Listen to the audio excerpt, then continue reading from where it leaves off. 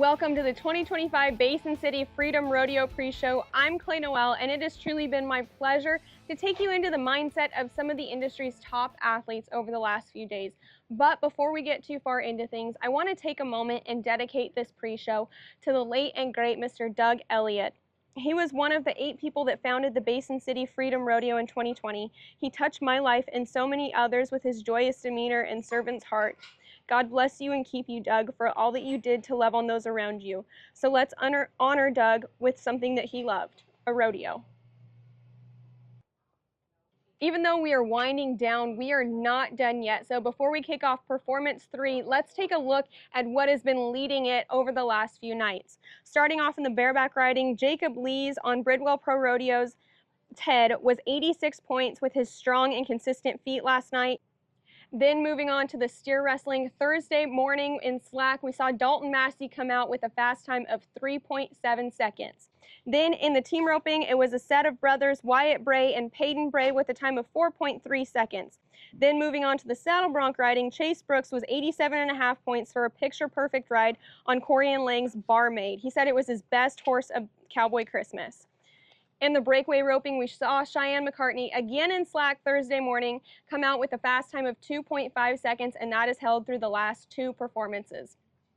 In the tie-down roping last night, it was the 2-time back-to-back world champion Riley Webb with a time of 7.5 seconds to take the lead.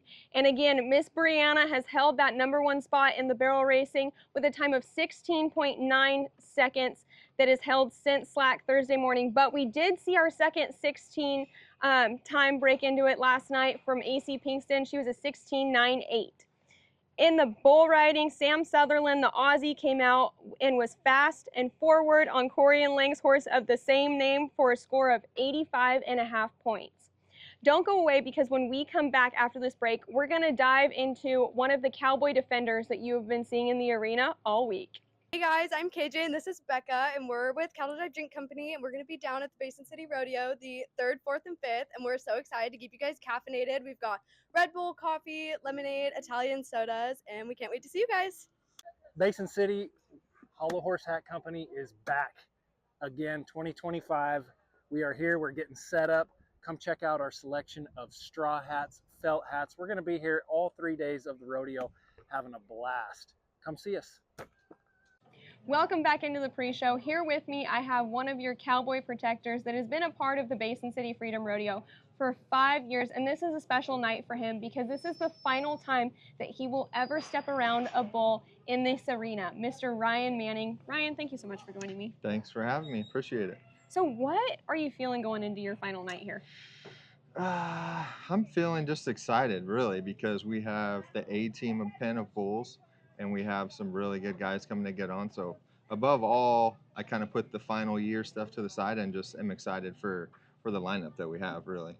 And Ryan will be retiring this year. So Ryan, what is something that bullfighting has taught you about life in your previous 12 to 15, maybe even 20 years of doing this? Boy, not to quit is one thing for sure.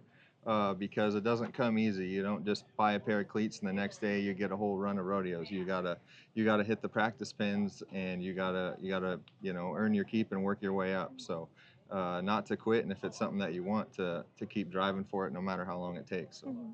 And then Sean Peterson, who's the other bullfighter out in the arena every night, and Ryan are best friends. You guys have probably fought thousands of bulls together. I know Sean said you guys have been fighting together since 2012. What are you going to miss most about stepping around some with your best friend? Yeah, just the camaraderie and the inside jokes that when you do something like that with somebody for that long. I think I met Sean in 2000, either 10 or 11, and we started fighting bulls, probably 2011 or 12. And just that camaraderie that we have, and all the inside jokes and things that we can laugh at, and we just know each other so well.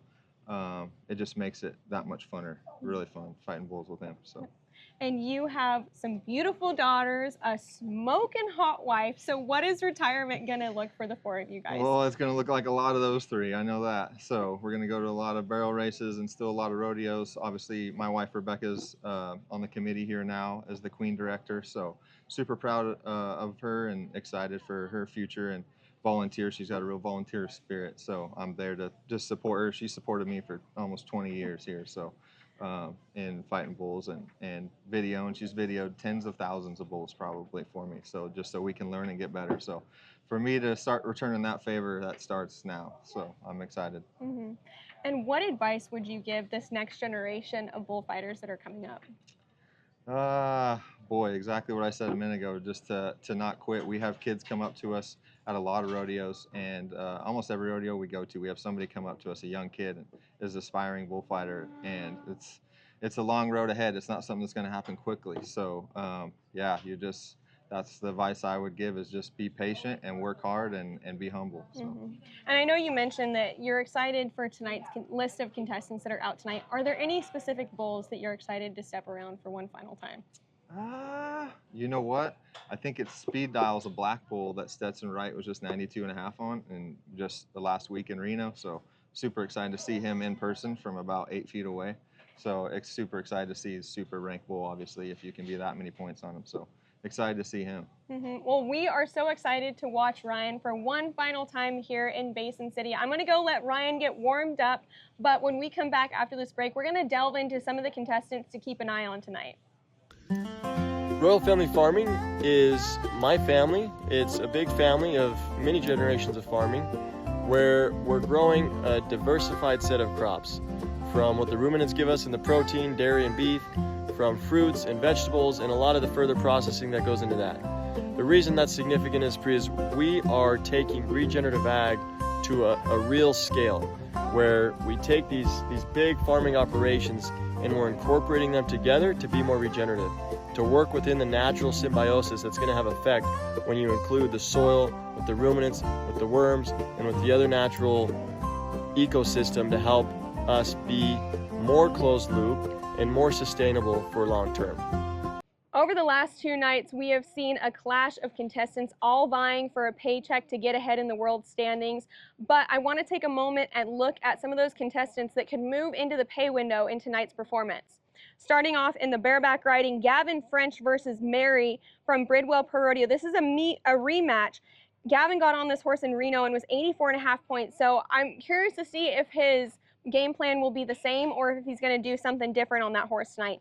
Then in the steer wrestling, I've got the Columbia River Circuit native. He's from Baker City, Oregon, just a couple hours down the road. He's sitting second in the world standings, Mr. Jesse Brown. He's been to the NFR 5 times consecutively since 2020. Then in the team roping, I've got Lightning Aguilera and Wyatt Cox. I think this is a newer team.